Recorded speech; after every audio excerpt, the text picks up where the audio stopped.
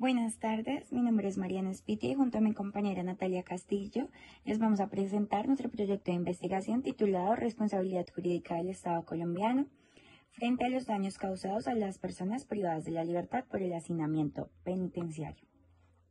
Este proyecto nace de la preocupación por la crisis histórica que ha existido en el sistema carcelario en Colombia, la cual ha sido reconocida tanto a nivel nacional como internacional como una vulneración grave y constante de los derechos humanos. Se tiene como contexto general que en Colombia la problemática del hacinamiento carcelario ha sido reiterada por múltiples entidades. La Corte Constitucional, desde la sentencia T-153 de 1998, declaró por primera vez un estado de cosas inconstitucionales y lo reiteró en la sentencia T-388 de 2013, en la que se reconoció las cárceles colombianas, que éstas no garantizan condiciones mínimas de dignidad. Y según el IMPEC, en el 2023, en varios establecimientos las tasas de hacinamiento superan el 120% y algunos incluso alcanzan niveles superiores al 200%. Esto implica una afectación directa a los derechos como la vida digna, la salud, la integridad personal, el acceso a la justicia y la resocialización como fin de la pena. Se tiene como problema jurídico planteado del proyecto. A partir de ese contexto, identificamos el siguiente problema jurídico central que orienta nuestra investigación, el cual es: ¿qué responsabilidad jurídica tiene el Estado colombiano frente a los daños causados por el hacinamiento penitenciario a las personas privadas de la libertad? Esta pregunta lo que hace es realizar un análisis de si el Estado debe responder los perjuicios que sufren los internos debido a estas condiciones indignas de reclusión y qué títulos de imputación aplican según la jurisprudencia nacional e interamericana. Ya como objetivo general tenemos el analizar la responsabilidad jurídica que tiene el Estado frente a los daños ocasionados a las personas privadas de la libertad por el hacinamiento penitenciario.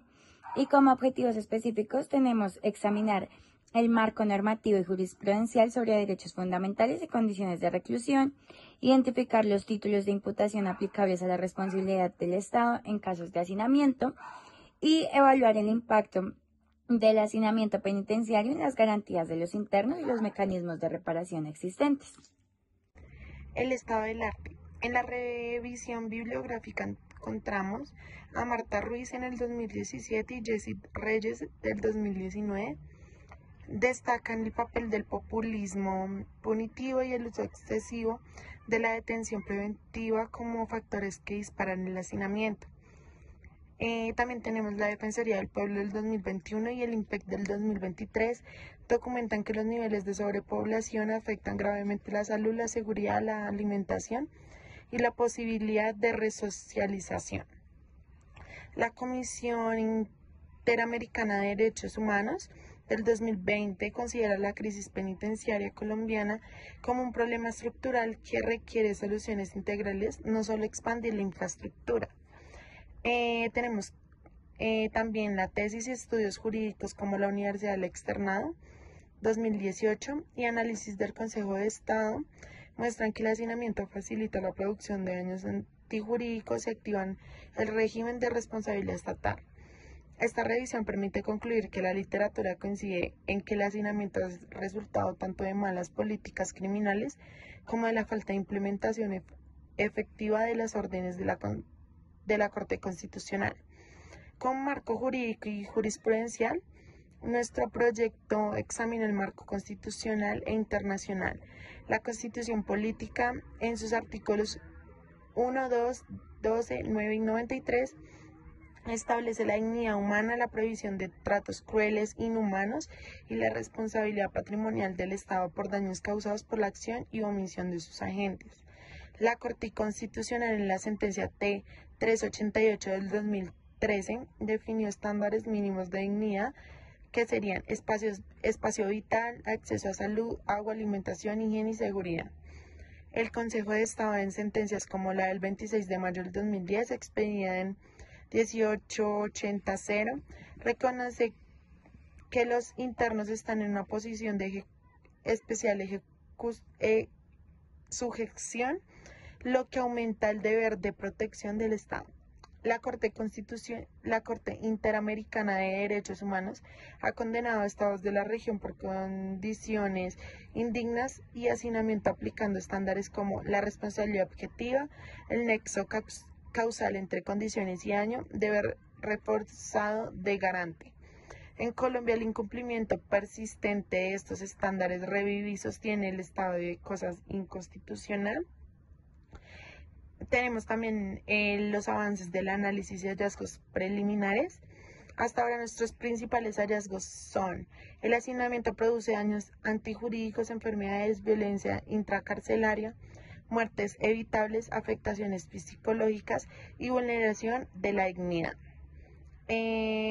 También tenemos que existe un incumplimiento sistemático del deber de garantía del Estado, pese a órdenes judiciales como las de la sentencia T-388 del 2013. El Estado incurre en responsabilidad patrimonial principalmente bajo falla del servicio, omisión en garantizar derechos, daño especial, carga desproporcionada, riesgo excepcional, condiciones peligrosas. Hay deficiencias en las políticas públicas, lo cual ha sido confirmado por informes en el informe de seguimiento a la sentencia T-388 del 2013-2024, y las soluciones deben ir más allá de construir cárceles, incorporando alternativas penales y reformas estructurales en la política criminal. Como conclusión general, el hacinamiento penitenciario en Colombia no es un problema aislado ni coyuntural, sino el resultado de fallas estructurales del Estado, tanto en política criminal como en gestión penitenciaria. La investigación busca demostrar que el Estado tiene responsabilidad jurídica por permitir condiciones indignas que lesionan los derechos humanos de cada persona. Este proyecto lo abordamos hacia el debate nacional al enfocar el análisis en la responsabilidad estatal, los títulos de imputación y las medidas de reparación que generalmente deberían garantizar una vida digna para quienes están bajo custodia estatal. Para preguntas que tenemos para el doctor es: ¿cuándo complementar la investigación jurídica con entrevistas a actores del sistema penitenciario, el IMPEC, defensores públicos o la ONG? La segunda sería: ¿qué profundidad recomienda para el análisis del Consejo del Estado dentro del trabajo? La tercera sería: ¿es viable incorporar un apartado comparado con jurisprudencia de la Corte IDH? Y la última pregunta sería: ¿cómo sugiere equilibrar el análisis doctrinal con el estudio de casos reales de responsabilidad estatal? Gracias.